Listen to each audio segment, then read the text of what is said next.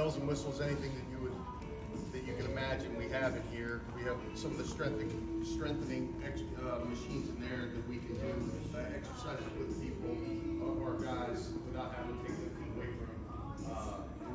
Plenty of functional rehab space in here.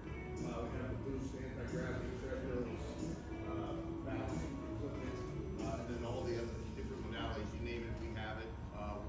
Very blessed here at this whole gray area here is all treadmill. So I'll lower this down to 3 feet to show you. But at chest high level, it's 75% weightless, so we can remove their body weight. The good thing about it too, the water is about 94 degrees, so things like acute injuries, we're not worried about it being like in a hot tub, increased swelling, things like that. It's below their body temperature, they can be put in right away. We do this, we also use this a lot for recovery with our guys. Day after competition, things like that, we can get them in here moving. Being in water, the hydrostatic pressure turns on your lymphatic system, gets rid of swelling and things like that. So it really helps with getting our guys recovering and getting and actually doing some motion.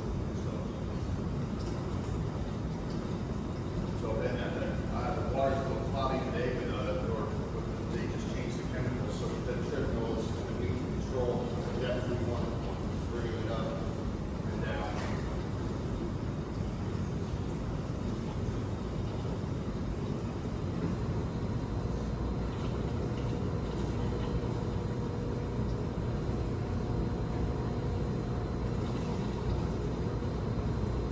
Obviously, there's the monitors too that they can watch themselves through their exercises that we're having them do. We can fit as many. We've had as many as 4 guys in at once. It's definitely a great piece to be used, and it's very helpful in getting our guys hopefully return to play as quickly and safely as possible.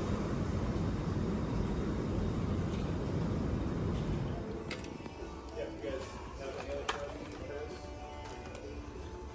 First off, game days and injury happens. You bring that. That's where X-ray is for game day. We'll have X-ray here eventually in this room, but if they're done for the day, we'll bring them back down to here. We can actually, the tunnel walk is big enough for us to bring, we can drive the cart all the way down here, through the locker room to this area here. We also have wheelchairs that we can wheel them back down, but if we're gonna take them off the field, we can maybe they're going first to north training room, that's where X-ray is, and then bring them down. You get X-ray what you said. It's around, yeah, it's in the plans for the building itself. The room is set with the lead walls and all those things that are required of it. It's just the machine, the actual equipment hasn't been purchased yet. But we'll actually have X-ray down here as well.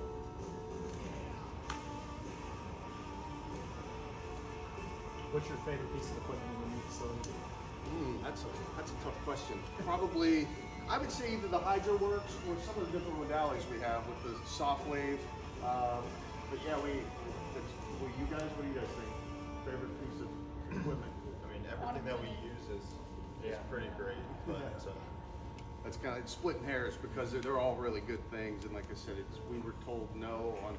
I got here right at the end of it when like the ask was made and what we would like to have in the room, and we were told no on not anything. I mean, in fact, we went from asking for 1 boost treadmill to getting 2, so it's really nice.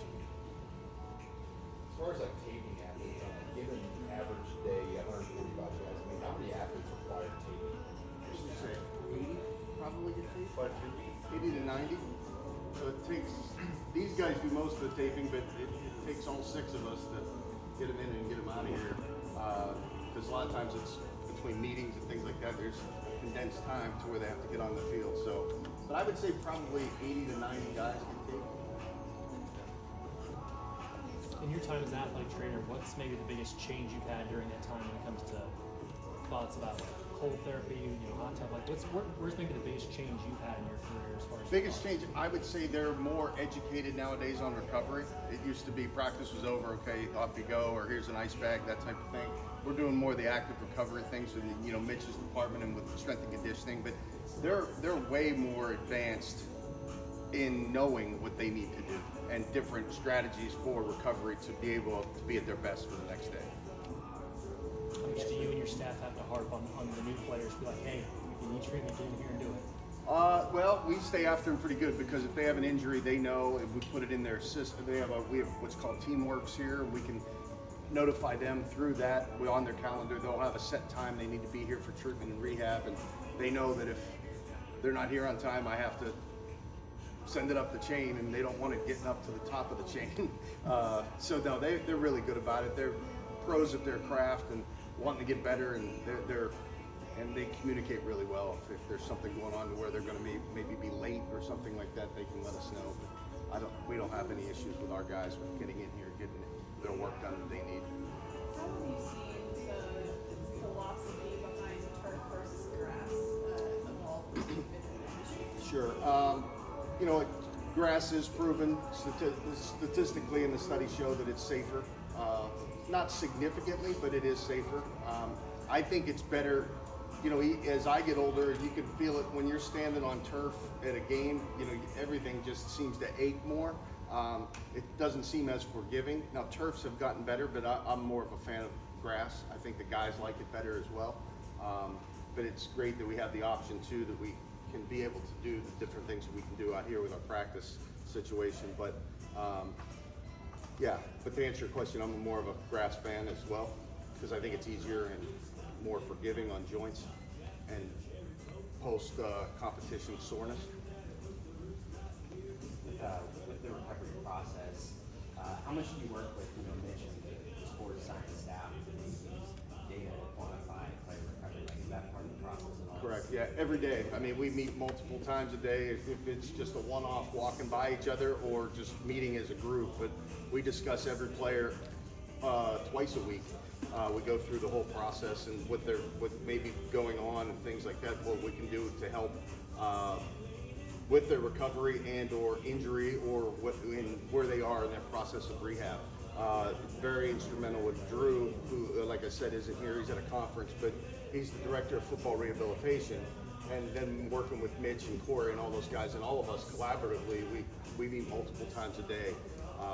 And specifically sit down twice a week, usually Wednesdays and Fridays. Fridays gives us a chance to go into the next week where we're going to be and where we're at with their rehab and how we're going to progress and things like that.